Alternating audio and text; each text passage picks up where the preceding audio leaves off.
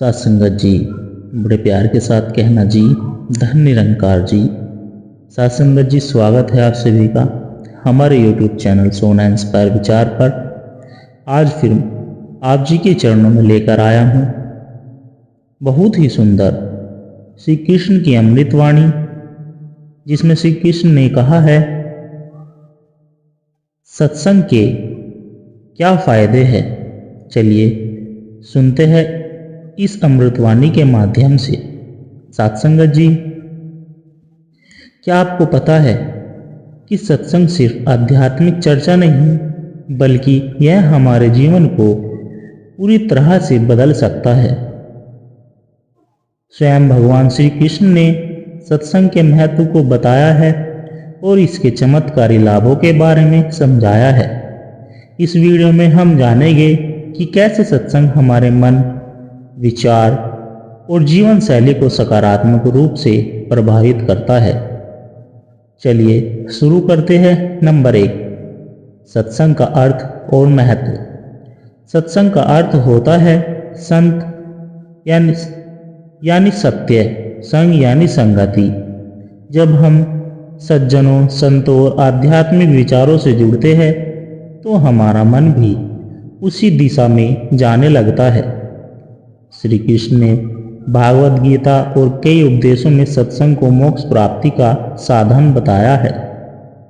Number 2, Shri Krishna और सत्संग की शक्ति। श्रीमद् भागवत गीता में एक सुंदर कथा आती है। जब उद्धव जी ने श्री कृष्ण से पूछा कि भक्तों को भव सागर से पार करने का सबसे सरल उपाय क्या है, तब भगवान ने कहा सत्संग ही संसार के बंधनों से मुक्ति दिलाने वाला सबसे श्रेष्ठ मार्ग है। यह श्री कृष्ण यह समझाना चाहते हैं कि जब हम सत्संग में बैठते हैं तो हमारे भीतर सकारात्मक ऊर्जा का संचार होता है और यह जीवन को बदल सकता है।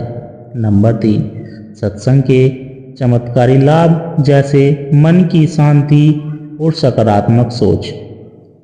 सत्संग में शामिल होने से नकारात्मक सोच, विचार धीरे धीरे समाप्त हो जाते हैं।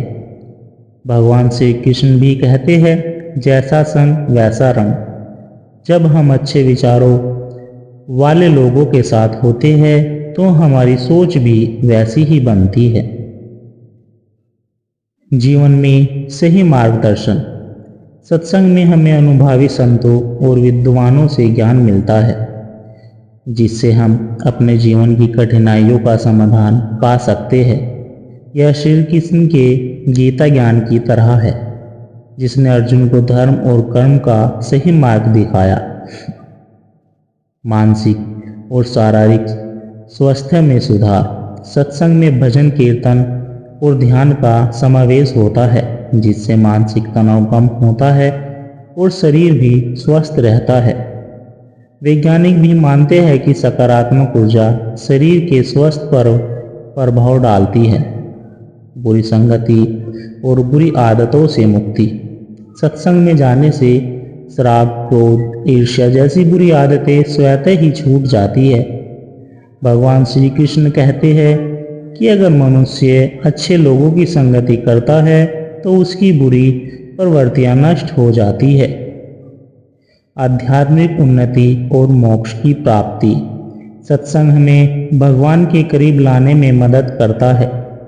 यह भक्ति, ध्यान और आत्मज्ञान की ओर ले जाता है, जिससे मोक्ष की प्राप्ति संभव है। नंबर 4, श्री कृष्ण की सीख। सत्संग कैसे करें। नियमित रूप से सत्संग में शामिल हो, चाहे ऑनलाइन हो या किसी आध्यात्मिक स्थल पर। संत महापुरुषों के प्रवचन सुने, इससे मन को सही दिशा मिलेगी। अच्छे ग्रंथ पढ़े। श्रीमद् भागवत गीता, रामायण जैसी पुस्तकें हमें जीवन का मार्गदर्शन दिखाती है। सत्संगी मित्र बनाए जो हमें अच्छे विचारों और कार्यों की ओर प्रेरित करे। इस सत्संग विचार का यही निष्कर्ष है कि सत्संग केवल धार्मिक गतिविधि नहीं, बल्कि यह जीवन को रूपांतरित करने की एक चमत्कारी विधि है।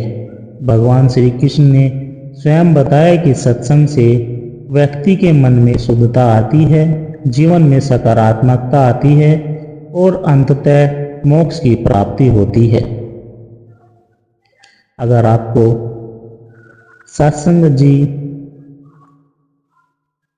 किसी समय की बात है, काशी नगरी में एक प्रसिद्ध संत महात्मा ज्ञानदास जी रहते थे।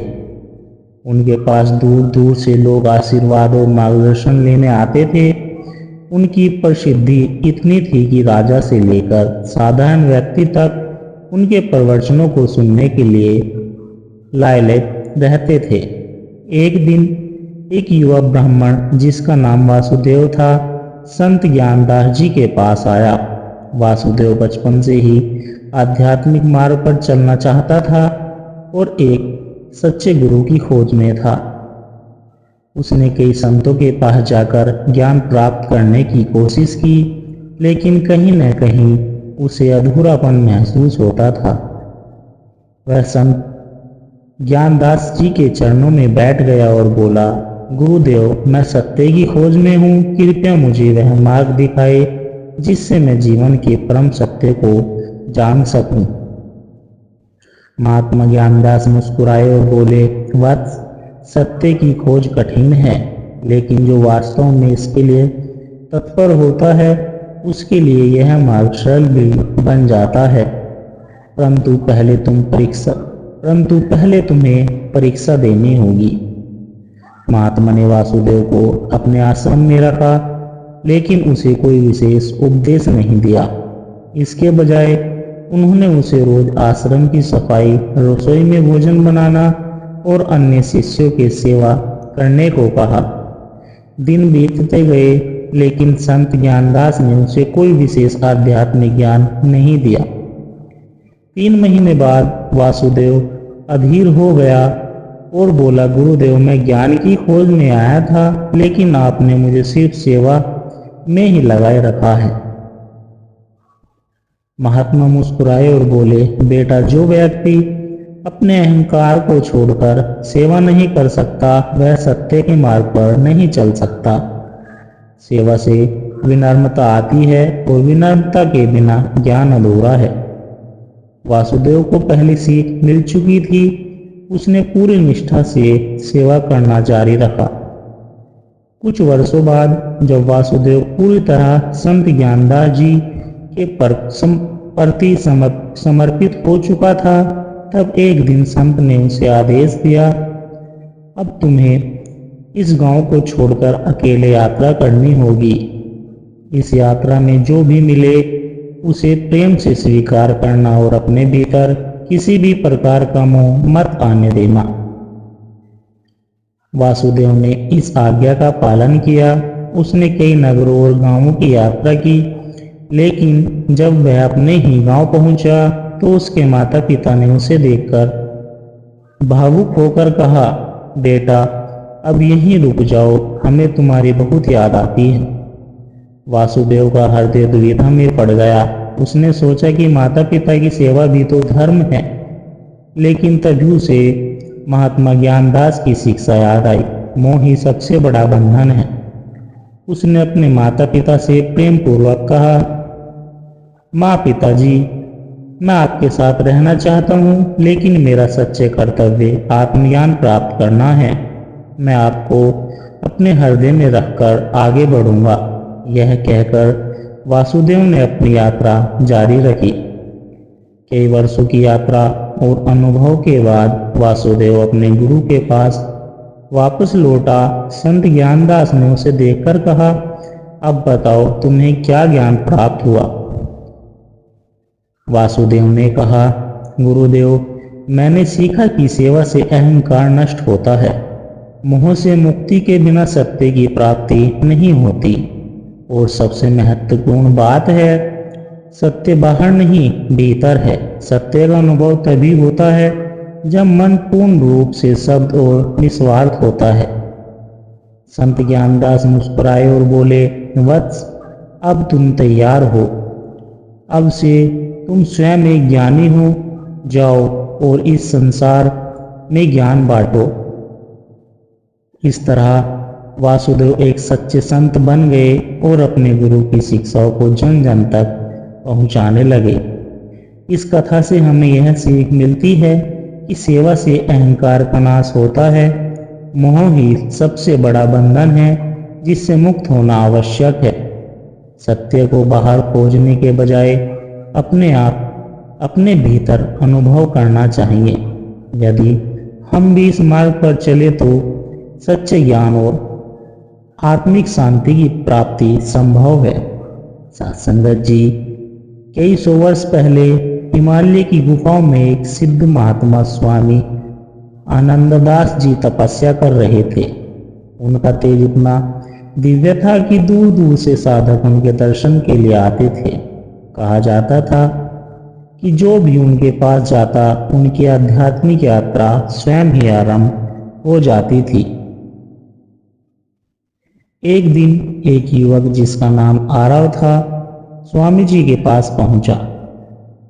वह बहुत बुद्धिमान था और कई ग्रंथों का अध्ययन कर चुका था, लेकिन उसे अभी भी आत्मज्ञान की अनुभूति नहीं हो रही थी।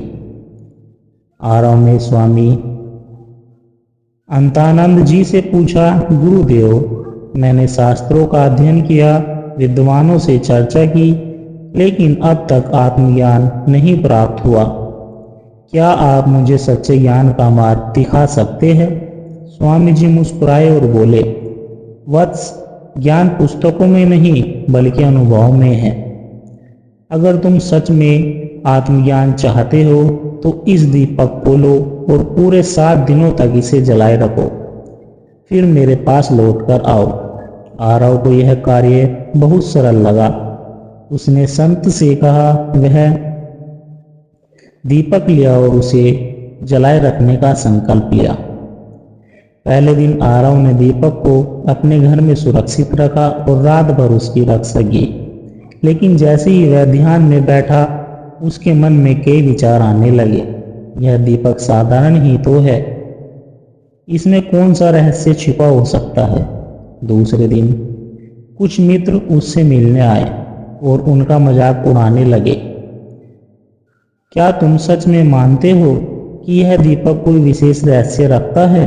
आरव को क्रोध आ गया, लेकिन उसने दीपक को जलाए रखा।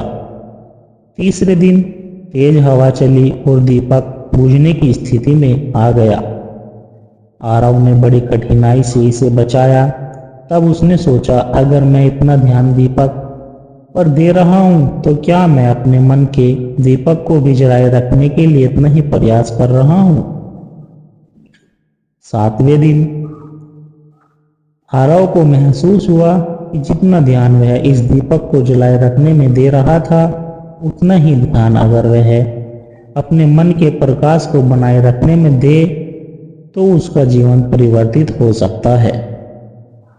जब वह पुनः स्वामी अनंतदास जी के पास पहुंचा तो उनके चरणों में गिर पड़ा और बोला, गुरुदेव, अब मैं समझ गया।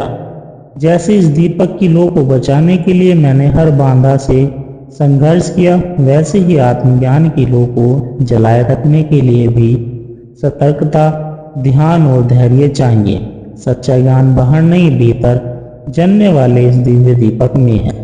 स्वामी जी प्रसन्न हुए और बोले, वत्स, यही सच्चा आत्मज्ञान है। जब तक तुम अपने भीतर के दीपक को प्रज्वलित रखते हो, तब तक अज्ञान का अंधकार तुम्हारे पास नहीं आएगा। सत्संगत जी, इस कथा से हमें यह सीख मिलती है कि ज्ञान केवल पढ़ने से नहीं, अनुभव से प्राप्त होता है। मन की स्थिरता और ध्यान आत्मज्ञान प्राप्ति के लिए आवश्यक है। भीतर का प्रकाश ही सच्चा ज्ञान है, उसे जलाए रखना ही आध्यात्मिक साधना है। अगर हम भी अपने मन के दीपक को जलाए रखें तो जीवन के अहंकार को मिटाकर प्रकाश की ओर बढ़ सकते हैं। सत्संगत जी, अगर आपको यह वीडियो अच्छा लगा हो तो इसे लाइक करें, अपने विचार कमेंट में करें और सत्संग के महत्व को फैलाने के लिए इसे अपने दोस्तों और परिवार के साथ शेयर करें। और दास को आशीर्वाद दे। आप जी के चरणों में हर रोज ऐसे ही विचार लेकर आता रहे। साथ संगत जी, प्यार के साथ कहना जी, धन निरंकार जी।